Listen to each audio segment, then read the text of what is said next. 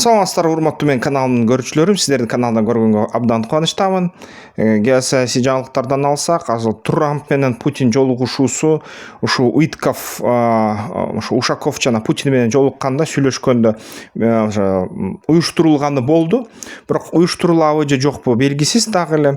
Ошол менен болсо дагы Трамп баары бир ошо бүгүнкү күнү Орусияга каршы, Иранга каршы ошо Зангезур коридору боюнча иш аракеттерди кылып атат. Ушактар чыгып атат. Ошо Зангезур коридору Америка Штаттарынын колуна 100 жылга түшөт, 99 жылга жана түшкөндө ошо баягы аталышы Трамптын жолу региондогу тынчтык жана бакубатчылык үчүн деп аталат имиш.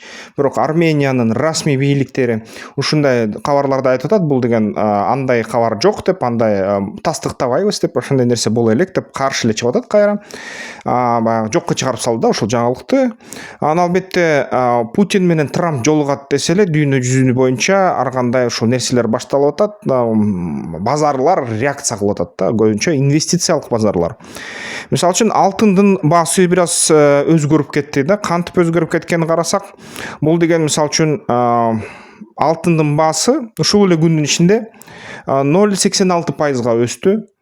0,86% бул 1%дан да аз. Ошо мисалы үчүн күмүш 1,17%га өстү.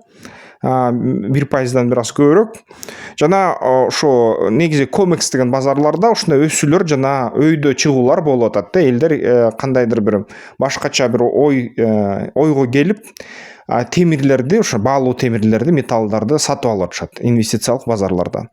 Анан Европа инвестициялык жана фондулук базарлардагы жанданып кетти. Акциялар өсө баштады. Кээ бир акциялардын, мисалы үчүн коргонуучу компаниялардын акциялары бир аз ылдыйларды. Калган компаниялардын, көбүнчө энергетикалык компаниянын акциялары өсө баштады. Бирок ошо менен бирге кайра токтоп калды. Анткени баягы бул деген оптимизм эчтекеге негизделбейт да, жана ал оптимизмге кичине мындай шылтоо болуш керек да, себеп болуш керек. Бирок ал себеп жок деп эсептесе болот да бүгүнкү күнү. Анан ошо геосаясий ошо тобокелчиликтер дүйнө жүзү боюнча инфляцияны ооздуктоого жардам бербейт деп, мисалы үчүн эл аралык Reliance Industries деген ошо компания мындай билдирүү чыгарды.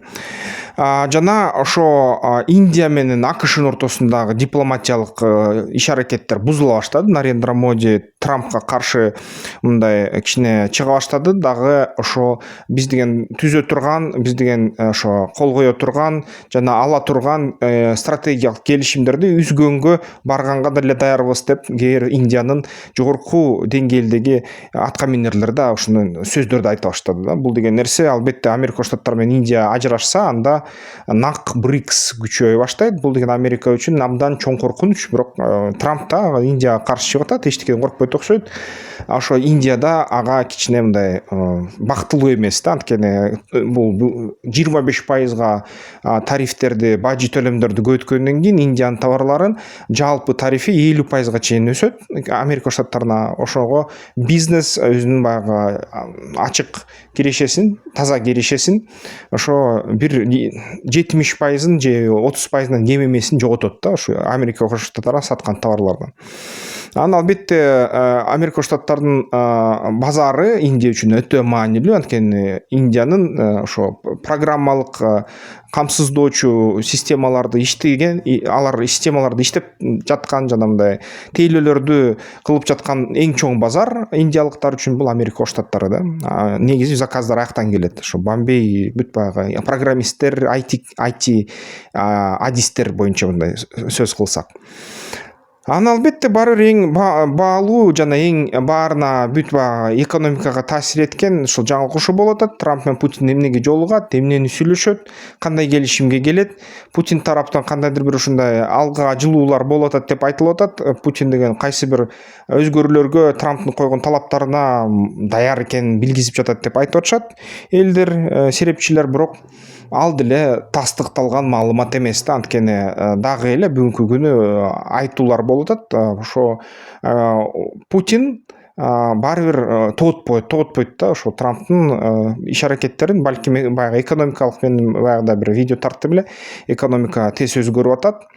Ошо негизи Орусиянын 6 жыл бар деп алдында, ошо негизи прогноз боюнча 5-6 жыл болуш. Фонд национального благосостояния деген бар да эми Орусияда. Ошол нерсе жетиш үчүн, ошол нерсенин акчасын колдонуп согушту улантыш үчүн дагы 2-3 жыл бар алдыда да. Ошол дагы 2-3 жыл уланабы согуш, белгисиз, бирок уланышы ыктымал. Анткени азыркы тапта эгерде согушту токтотуп ийсе, анда Орусия саясий максаттарына жетпей калат, бирок экономикасын сактап калат эле да. Ошо экономикасы кыйрашына чейин согуша берсе, бул дагы 2-3 жылды алдыда. Ушундай прогноз бергем, 22 жыл согуш жагы башталганда. Эми көрөбүз да кандай болот экен. Анда эмесе маалымат ушундай. Сиздер кандай ойдосуздар? Согуш токтойбу? Трамп менен Путин жолугушабы? Жолугушуп кандайдыр бир сүйлөшүүлөргө, келишимдерге келеби?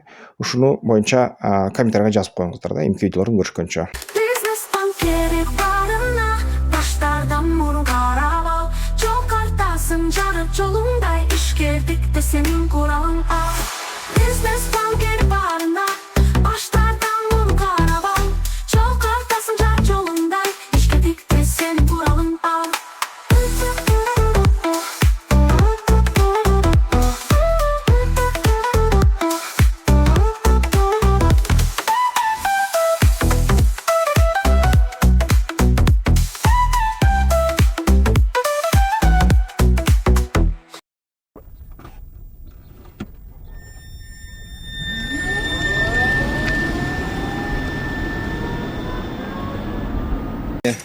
Вот туда.